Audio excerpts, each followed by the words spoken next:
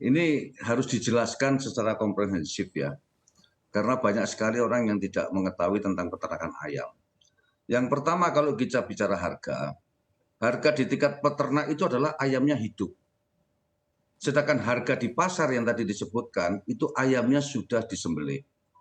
Berarti sudah hilang darah, hilang bulu, hilang kepala, hilang ceker, hilang jeroan, dan sebagainya, yang kurang lebih 30%. Yang tidak dijual atau tidak terjual di pasar itu dari harga. Yang kedua, kalau di tingkat peternak, bagaimanapun juga harga itu adalah pertemuan antara supply dan demand. Supply kita bisa menghitung, karena kita bisa tahu berapa impor dari bibit neneknya ayam ke Indonesia, kita perkirakan. Yang tidak bisa kita perkirakan adalah demand. Demand ini betul-betul setelah pandemi, setelah COVID masuk, langsung drop. Mereka ketakutan. Tapi ketakutan yang salah menurut saya. Yang dia beli adalah vitamin, apa, dan sebagainya. Padahal meningkatkan imunitas tubuh untuk mencegah virus masuk itu yang lebih penting, dan peningkatan imunitas tubuh itu melalui konsumsi protein yang termurah adalah ayam dan telur misalkan. Nah ini masalahnya. Yang kedua, supply dan demand ini tergantung produknya.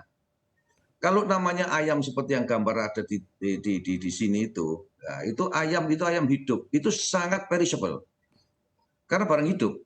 Begitu ada kelebihan supply sedikit saja, sudah pasti akan tergoyang.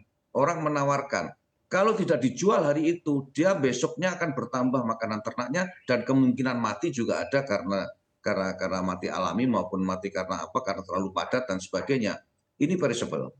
Nah, disinilah pokok permasalahan. Yang ketiga adalah jalur distribusinya yang masih terlalu panjang dari peternak sampai ke konsumen. Ada pedagang besar, ada pedagang menengah, ada pedagang kecil, terus ada pemotongan yang kecil sampai ke konsumen. Nah, di sini juga permasalahannya harus ada cutting distribution channel. Bagaimana dari peternak bisa langsung ke konsumen dalam keadaan sudah tersaji dalam ayam yang sudah dipotong. Ini permasalahan harga. Jadi di sini memang ya kalau dikatakan susah ya susah, tapi di sinilah pemerintah mengeluarkan Permentan 32,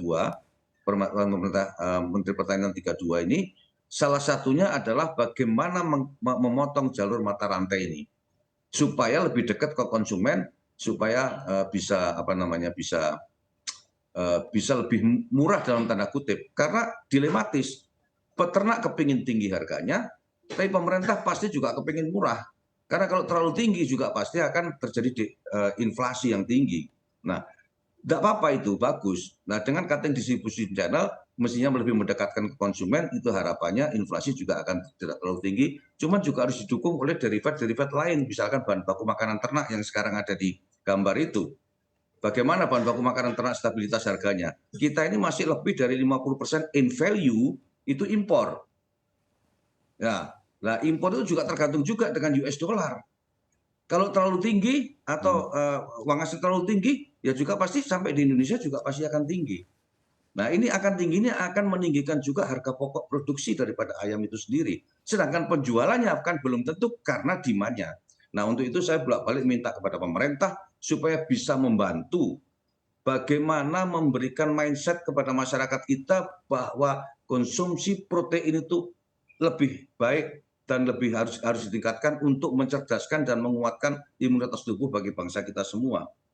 Bukan konsumsi karbohidrat, ya karbohidrat penting, tapi kalau terlalu banyak karbohidrat juga proteinnya tidak bisa memberikan imunitas tubuh yang kuat.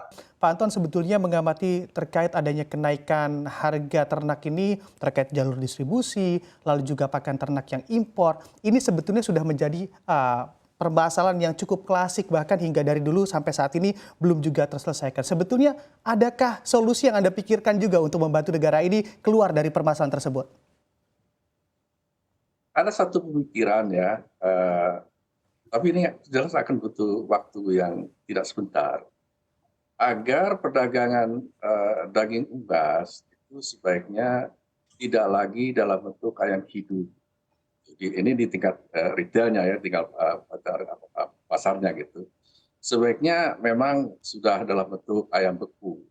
Ini ada beberapa keuntungan. Pertama, dalam bentuk ayam beku, supply demand-nya lebih mudah untuk bisa bisa inilah. Artinya ketika kelebihan bisa disimpan, ketika kekurangan masih punya simpanan gitu, masih ada. Itu satu. Terus dari situ terutama lagi adalah dari sisi penyakit. Seperti tadi saya sudah jelaskan bahwa salah satu cara penanganan ya menghindari penyakit itu adalah dengan melokalisir kemudian juga mengatur pergerakan unggas itu. Nah, bayangkan seperti sekarang ini, unggas didistribusikan dalam keadaan hidup dari satu tempat ke tempat lain. Ini kan resikonya sangat besar sekali kalau misalnya ada satu penyakit merebak, wah bisa menyebar kemana-mana secara cepat gitu. Tapi kalau misalnya dalam bentuk beku itu lebih mudah kawasan. Tapi jelas ini butuh waktu ya, karena banyak juga masyarakat yang tidak suka gitu ayam beku, kemudian lebih senang melihat sendiri ayamnya disembelih sendiri, apalagi kemudian datang ke pasar disembelih di pasar dan seterusnya. Tapi saya pikir itu sebagai salah satu solusi. Kemudian yang perlu juga kita pertimbangkan adalah keterbukaan pasar ya, baik secara lokal maupun secara regional gitu ya.